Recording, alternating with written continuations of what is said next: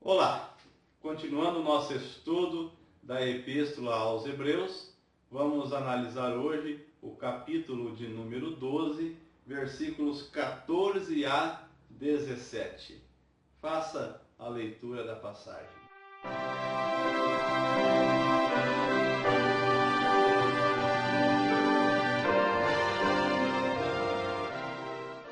Objetivo desse estudo: analisar o perigo que corre o cristão quando não busca viver em santidade e passa a contemplar mais os prazeres dessa vida do que seu dever para com o reino de Deus. A tentação de desistir, a tentação de amar esse mundo, a tentação de se deliciar com os prazeres dessa vida e assim abandonar o reino de Deus e a sua justiça, que deveria ser buscada em primeiro lugar. É disso que trataremos nesse estudo. Geralmente os cristãos interpretam mal o versículo 14. Não entendem o significado de santificação neste versículo. Todo o contexto fala de pessoas. A própria paz que preciso viver para com todos ajuda a entender o significado do versículo. Devo viver em santidade com meus irmãos, isto é, amar, respeitar, perdoar, vivendo assim em paz com todos. Não basta procurar um padrão de santidade apenas para com Deus, pois viver em tal santidade, ignorando a santidade para com o próximo, é simplesmente impossível. Essa mera tentativa implica necessariamente em uma religiosidade alienada dos princípios divinos. Uma das evidências da vida nova em Cristo está no modo pelo qual os cristãos vivem uns com os outros. O texto começa assim: segui a paz com todos e a santificação, sem a qual ninguém verá o Senhor. Paz e santificação.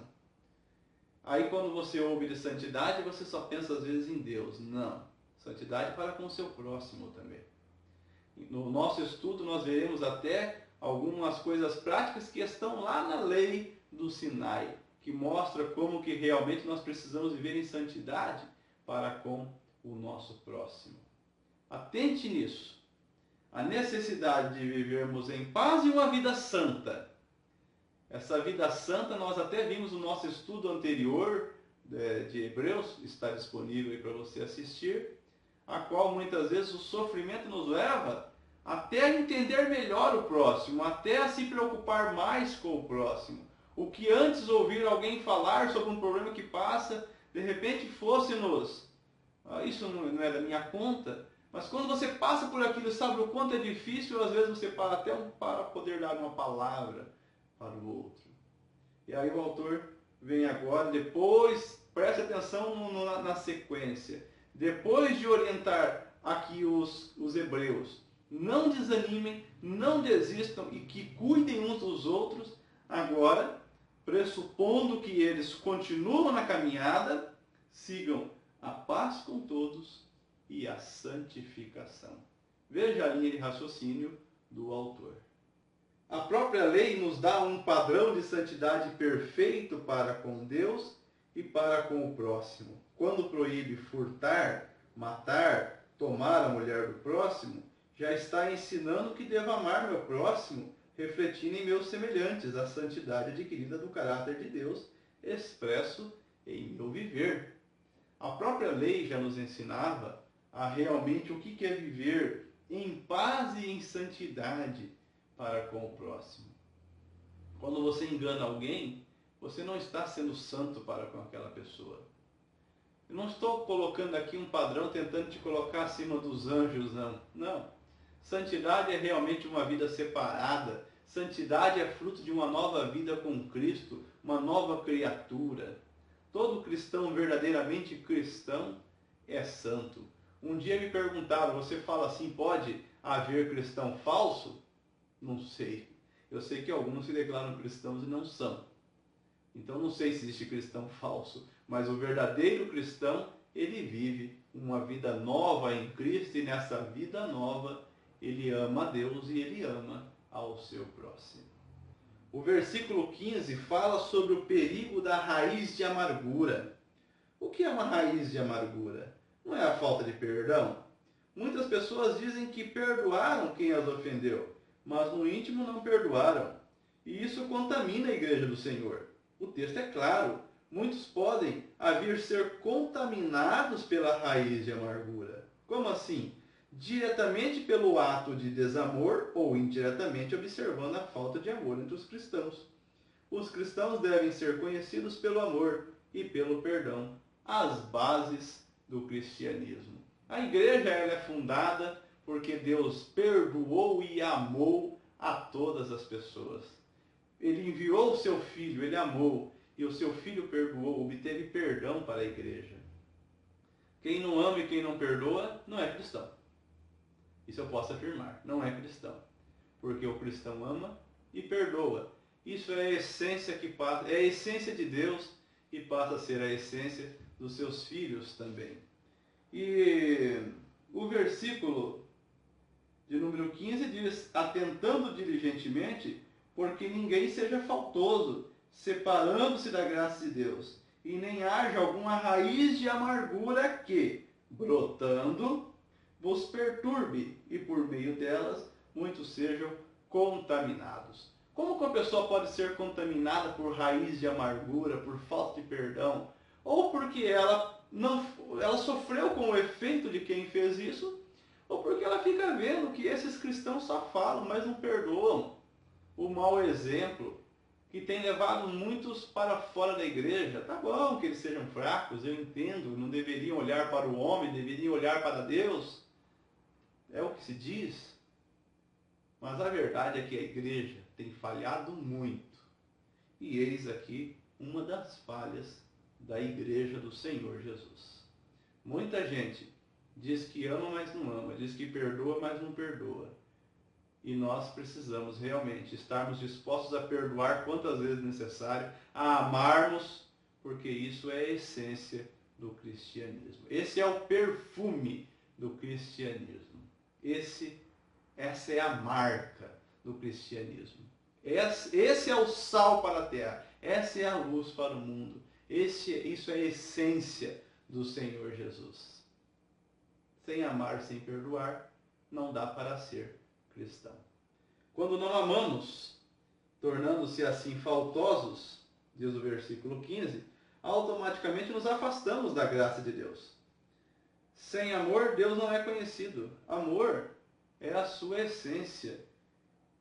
Nós lemos ali, né? Separando-se da graça de Deus, atentando diligentemente, porque ninguém seja faltoso, separando-se da graça de Deus. Se você não quer amar, você não quer perdoar, você não é obrigado, mas você vai se afastar da graça de Deus.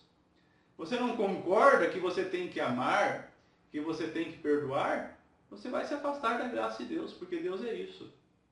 Deus me amou, Deus te amou, Deus me perdoou, Deus te perdoou. Todos aqueles que chegaram a Deus pedindo perdão, Deus os perdoou. E isso é aquilo que Deus espera de nós. Você não quer? Saiba, você já está se afastando da graça de Deus. A escolha de Esaú, versículo 16, serve como advertência solene a qualquer um que se priva das bênçãos espirituais em nome da gratificação carnal imediata e passageira. A advertência refere-se ao perigo do cristão amar mais esse mundo que a Deus, contemplar mais os prazeres dessa vida que seu dever para com o reino de Deus. Esse mundo é ilusório, mas ele oferece coisas aparentemente muito boas para que você venha se iludir. Esse mundo tem as suas cores. Por isso que o Senhor Jesus disse que o caminho para a vida ele é apertado, é estreito, mas o da perdição é largo. e são muitos os que entram por ele. Reino de Deus é um reino de sofrimento, é verdade. Porque nós temos que, a cada dia, tomar a nossa cruz, seguir.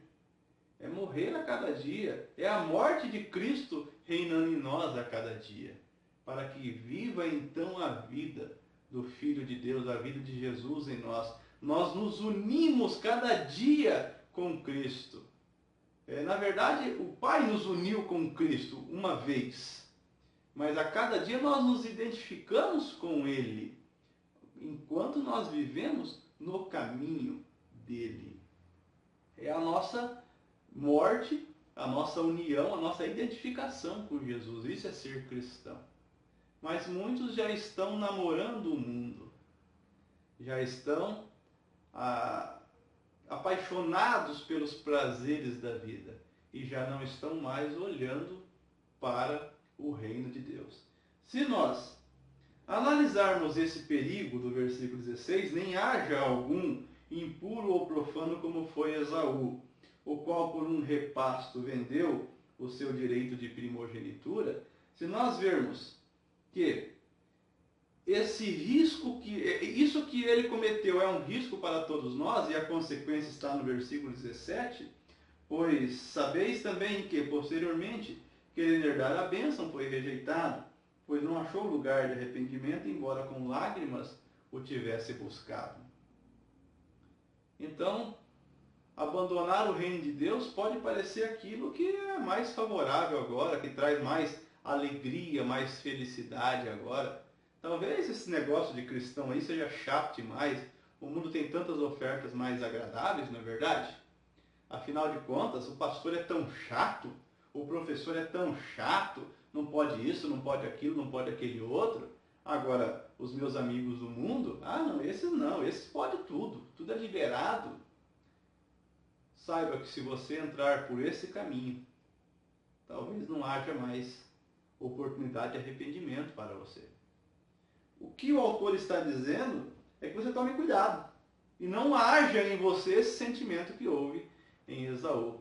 Busque então o reino de Deus e a sua justiça. Assuma a sua função, o seu papel no reino de Deus, o seu lugar.